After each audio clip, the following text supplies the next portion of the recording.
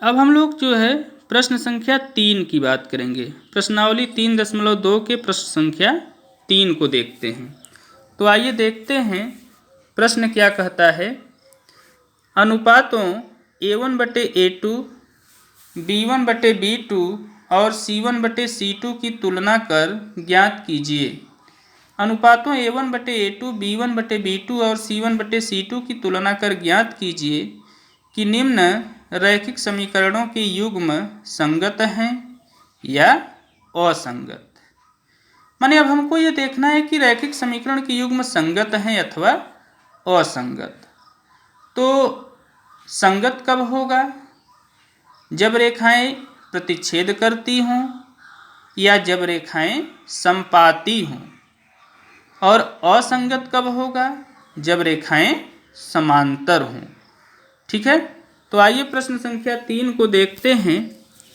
प्रश्न संख्या 3 लिखा है, अनुपातों A1/A2, B1/B2 और C1/C2 की तुलना कर ज्ञात कीजिए कि निम्न रैखिक समीकरणों के युग्म संगत हैं या असंगत।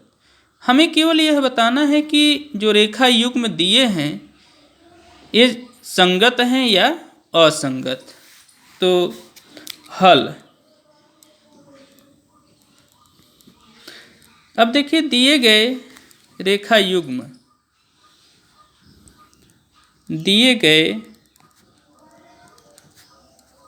रेखा युग्मों को व्यापक पदों में लिखने पर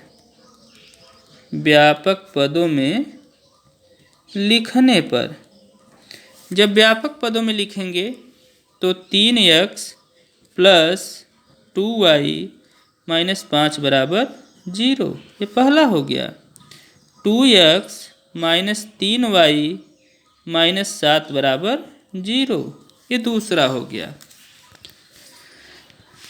अब देखिए रैखिक समीकरण युग्म के संगत होने के लिए रैखिक समीकरण युग्म संगत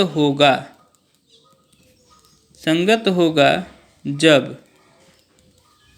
रैखिक समीकरण युग्म संगत होगा जब A1/A2 बराबर न हो B1/B2 के तथा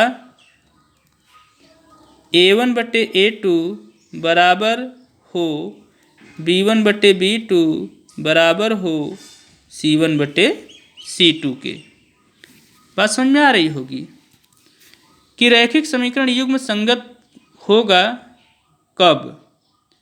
जब यह अनुपात A1 और A2 का B1 और B2 का आपस में बराबर न हो, अर्थात रेखाएं प्रतिच्छेद करती हों, या A1/A2, B1/B2 और C1/C2 ये तीनों आपस में बराबर हो, अर्थात रेखाएं जब संपाती हों।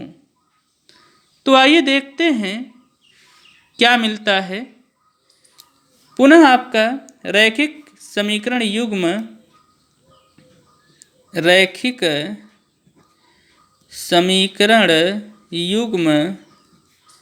असंगत होगा जब A1/A2 बराबर हो B1/B2 लेकिन बराबर न हो C1/C2 के। माने रैखिक समीकरण युग्म असंगत कब होगा? जब A1 और A2 का अनुपात बराबर हो B1 और B2 के अनुपात के, लेकिन बराबर न हो C1 और C2 के अनुपात के, अर्थात रेखाएं क्या हों? समांतर। तो दो बातें हमारे सामने हैं। जब रेखाएं प्रतिच्छेद करती हों तब भी समीकरण युग्म संगत होगा, जब रेखाएं संपाती हैं तब भी समीकरण युग्म संगत होगा, लेकिन जब रेखाएं समांतर हों तो रैखिक युग्म संगत नहीं होगा। तो अब देखिए समीकरण 1 व 2 की तुलना रैखिक समीकरण युग्म रैखिक समीकरण युग्म के व्यापक समीकरण a1x plus b1y plus c1 is equal to 0 तथा a2x plus b2y plus c2 is equal to 0 से करने पर जब तुलना करेंगे तो a1 का मान क्या मिलेगा 3, b1 का मान क्या मिलेगा 2, c1 का मान क्या मिलेगा -5। a2 का मान क्या मिलेगा बेटा 2, b2 का मान -3, c2 का मान -7।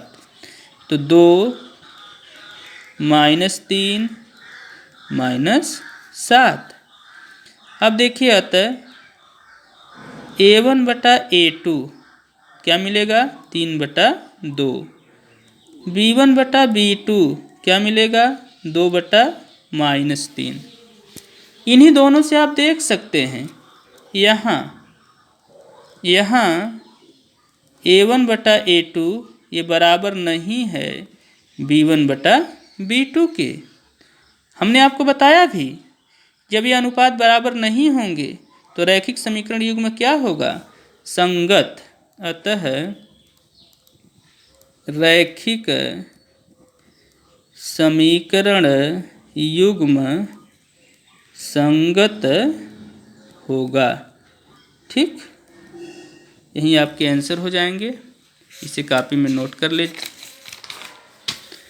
अब देखिए प्रश्न संख्या 2 की बात करते हैं, इसी तीसरे के दूसरे की बात करते हैं। यहाँ पर देखिए दिया है तो हल हम क्या करें, दिए गए रैखिक समीकरण युग्म को व्यापक समीकरण में लिखने पर।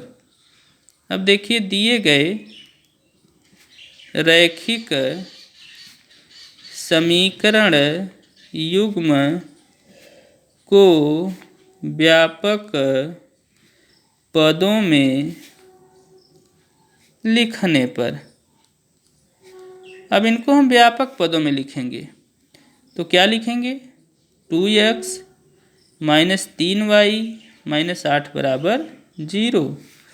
और दूसरा क्या लिखेंगे 4x - 6y - 9 बराबर 0। अब क्या करेंगे, इन रैखिक समीकरण युग्म की तुलना हम व्यापक समीकरण से करेंगे। तो व्यापक समीकरण से तुलना करने पर क्या मिलेगा, a1 बराबर क्या मिलेगा बेटा 2, b1 बराबर क्या मिलेगा -3, c1 बराबर क्या मिलेगा -8, a2 बराबर क्या मिलेगा 4, b2 बराबर क्या मिलेगा -6, c2 बराबर क्या मिलेगा -9। अब देखिए अतः a1 बटे a2, a1 बटे a2 2/4 क्या मिला बेटा 1/2, b1 बटा b2 -3 बटा -6 क्या मिला 1/2, c1 बटा c2 -8 बटे -9 क्या मिला 8/9।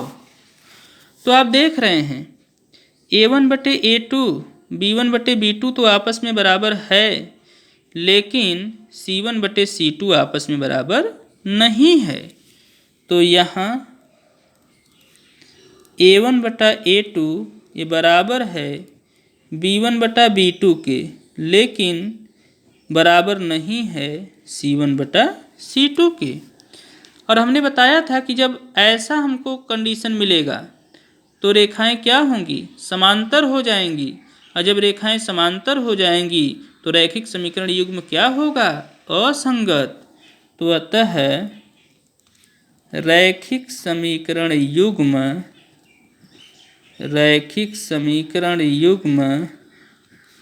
असंगत होगा। बात समझ में आ गई, रैखिक समीकरण युग्म क्या होगा असंगत, नोट कर लें। आइए अगले प्रश्न पर चलते हैं।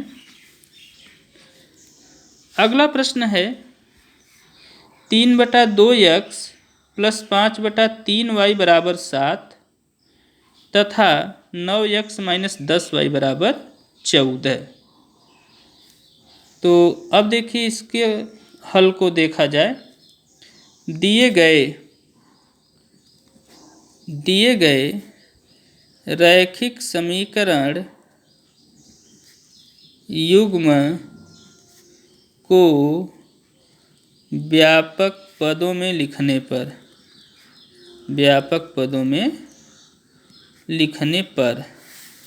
जब व्यापक पदों के रूप में लिखेंगे इनको तो क्या लिखेंगे बेटा?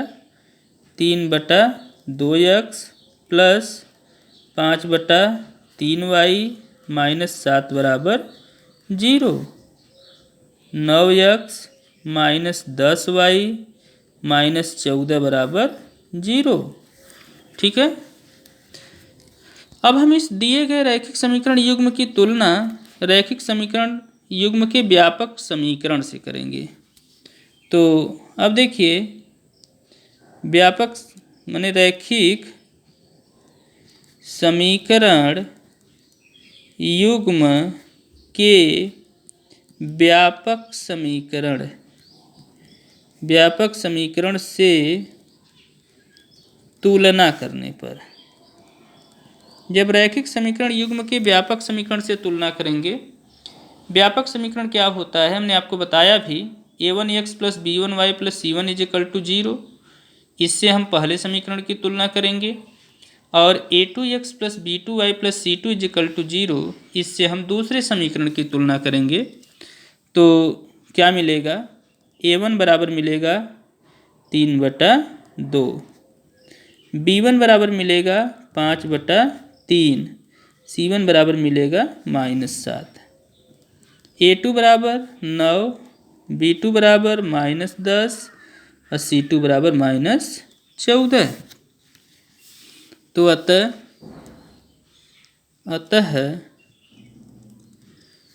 a1/a2 3/2/9। तो क्या हो जाएगा बेटा? 3 से 9 कटेगा, 1/6 हो जाएगा। b1/b2 5/3/-10 क्या मिलेगा बेटा? -1/6। ठीक है।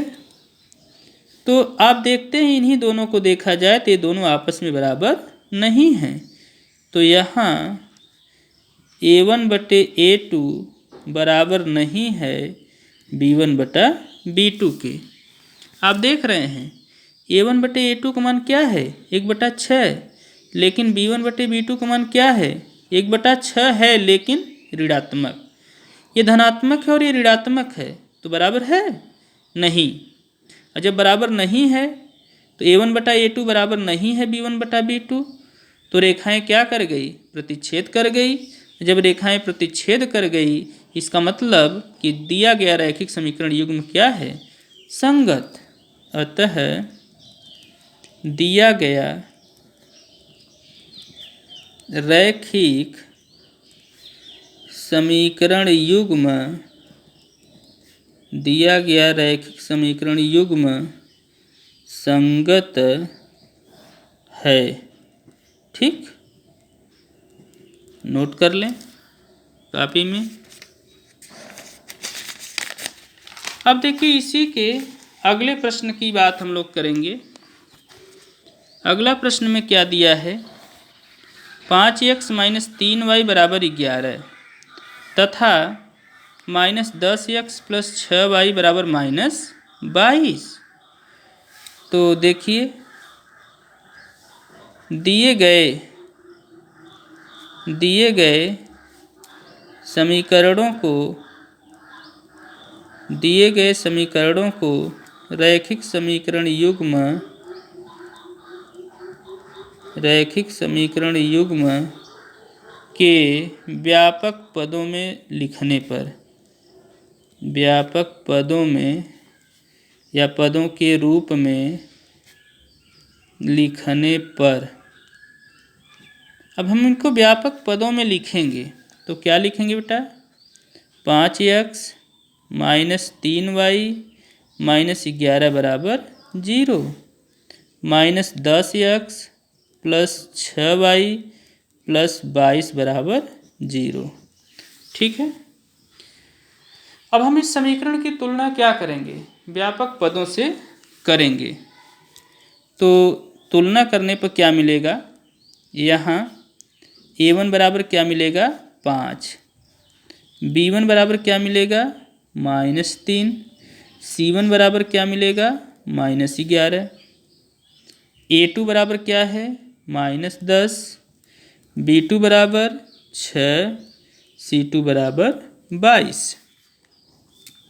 अब देखिए अतः a1 बटा a2 5 बटा -10 क्या हो गया? -1 बटा 2। b1 बटा b2 -3 बटा 6 तो -1 बटा 2। c1 बटा c2 -11 बटा 22 -1 बटा 2। आप देख रहे हैं a1 बटा a2, b1 बटा b2 और c1 बटा c2 तीनों के मान आपस में क्या हैं? बराबर। तो यहाँ a1 बटा a2 बराबर है b1 बटा b2 बराबर है c1 बटा c2।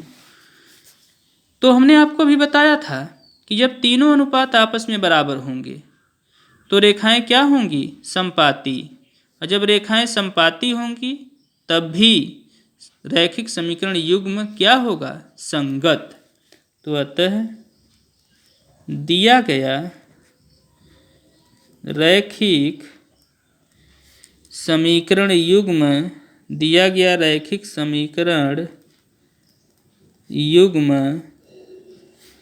संगत है। ठीक है बेटा, नोट कर लें इसे। इसके बाद हम लोग इसी क्वेश्चन नंबर 3 के 5वें भाग को देखते हैं। 5वां भाग क्या है? 4/3x प्लस 2y बराबर 8 तथा 2x प्लस 3y बराबर 12।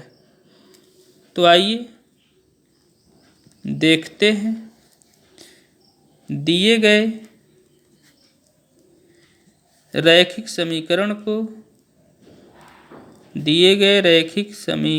को व्यापक रूप में लिखने पर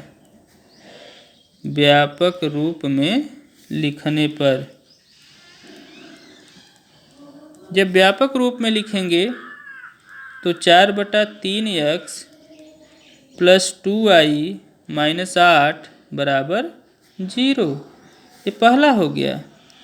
2x प्लस 3y माइनस 12 बराबर 0, ये दूसरा हो गया। ठीक है। अब इसकी तुलना हम रैखिक समीकरण युग्म के व्यापक समीकरण से करेंगे। तो a1x plus b1y plus c1 = 0 से इसकी तुलना कर लें। तो a1 का मान 4/3, b1 का मान 2, c1 का मान -8। a2x plus b2y plus c2 = 0 से हम समीकरण 2 की तुलना कर लें। तो a2 का मान 2, b2 का मान 3 और c2 का मान -12 प्राप्त होगा। तो यहाँ a1 बराबर 4/3, b1 बराबर 2 और c1 बराबर -8, a2 बराबर 2, b2 बराबर 3 और c2 बराबर -12 यही मिलेगा। तो अतः a1 बटा a2 निकालते हैं 4/3/2 तो क्या होगा बेटा? 2/3। b1 बटा b2 निकालते हैं 2/3 और c1 बटा c2 निकालते हैं -8 बटे -12 तो 2/3। आप देख रहे हैं कि a1 बटे a2 का मान 2/3 है, b1 बटा b2 का मान 2/3 है और c1 बटा c2 का मान भी 2/3 ही है। तो यहाँ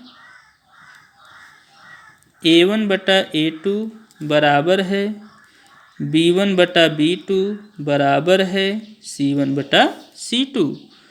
और जब ये तीनों अनुपात आपस में बराबर होते हैं तो रेखाएं क्या होती हैं? समपाती। और जब रेखाएं समपाती होती हैं तो समीकरण युग्म का हल क्या होता है? संगत। तो अतः दिया गया रैखिक समीकरण युग्म संगत है। ठीक है बेटा, नोट कर लें इसे। इस तरह से तीसरे प्रश्न को आप लोग हल कर सकते हैं, या ऐसे जो भी प्रश्न हैं उनको इस प्रकार से आप हल करके ये देख सकते हैं